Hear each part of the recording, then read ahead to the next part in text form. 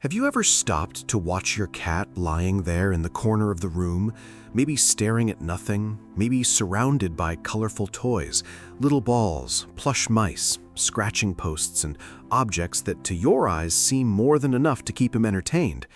Many cat owners see this scene every single day and interpret it as calm. They think, he's fine, he's just resting. Cats are like that, quieter, more independent, more in their own world. But there is one possibility that many people do not want to face. What if that silence is not peace? What if that apparent calm is actually a sign that something essential is missing from his routine? Because the problem, many times, does not appear as a big warning sign. Your cat does not come to you and ask for help in an obvious way. He does not explain that he is bored, frustrated, or lacking stimulation. He simply changes. He sleeps more, interacts less, watches more than he participates. He stays there, still, as if accepting a routine that offers no challenge, no novelty, and no hunt. And that is exactly where many owners get it wrong.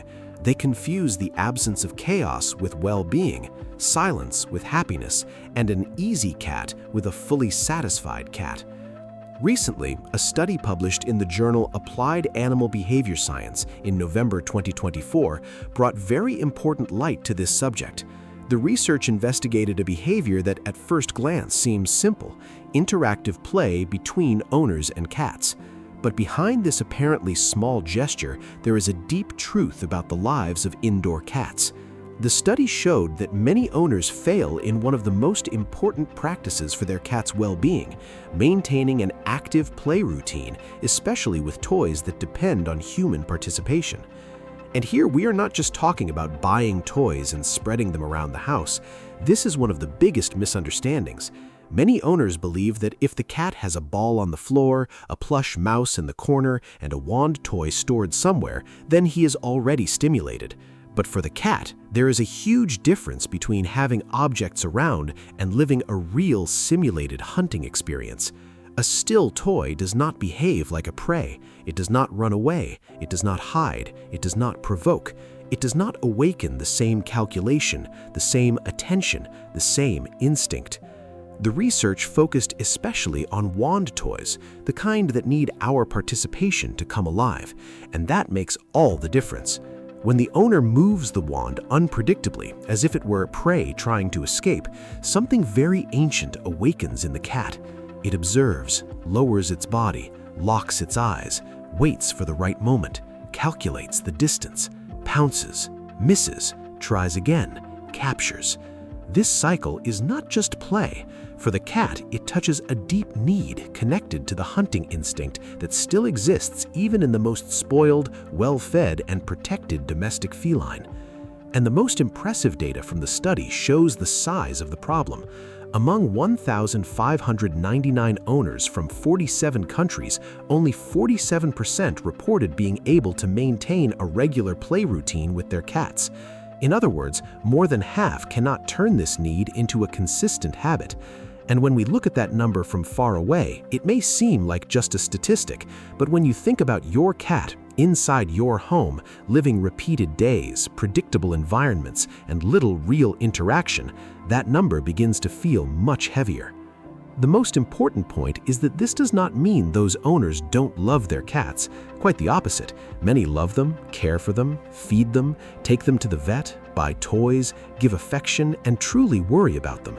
But the study revealed that the problem usually lies in very human, very common, almost invisible barriers: physical tiredness, mental exhaustion, a heavy work routine, lack of time, forgetfulness, difficulty creating a habit, and even that feeling that my cat doesn't care that much, or he prefers to play alone.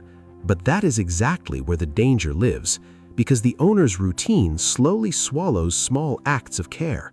One day you come home tired and leave it for tomorrow. The next day you forget. Later you think he is too calm to play. Then the wand stays stored away, the toy stays still, and play stops being part of the cat's life. Little by little, with no noise, no drama, and no obvious scene, a gap is created between what the cat needs and what he actually receives. And this gap can be even harder to notice because the cat does not react the way we expect. He will not necessarily make a scene. Sometimes he just withdraws. Sometimes he sleeps more. Sometimes he loses interest. Sometimes he seeks stimulation in other ways, scratching, biting, running at odd hours, or insisting on behaviors that the owner interprets as a problem.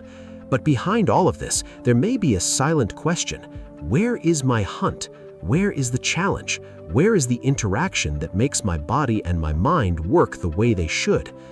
Interactive play is not just meant to tire the cat out. That's another incomplete idea. It activates the body, but it also activates the mind. It offers novelty, controlled predictability, surprise, and reward. When done well, it allows the cat to enter that natural cycle of observing, chasing, attacking, capturing, and finishing. And that ending matters. If the cat chases the toy but never manages to capture it, play can turn into frustration. That's why at some point he needs to win. He needs to catch it. He needs to feel that the hunt had a conclusion. That is why a safe home is not automatically a stimulating home. Your cat may have food, water, a comfortable bed, and toys spread around, and still live a routine poor in experiences.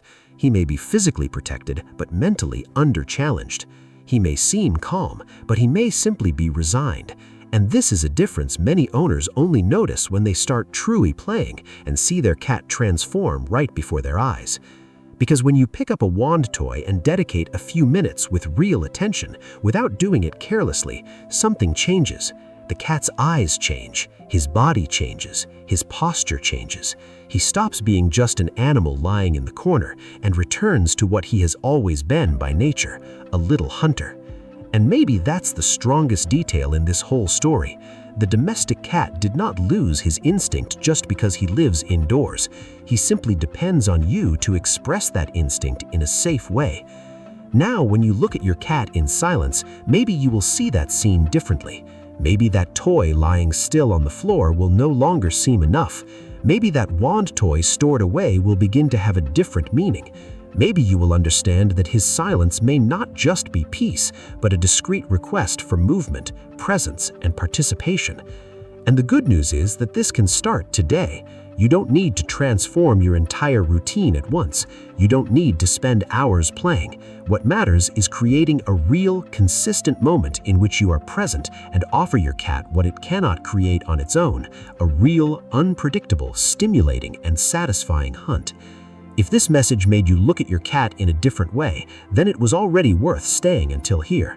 Now tell me in the comments, does your cat usually play every day, or does he spend too much time silent, just watching?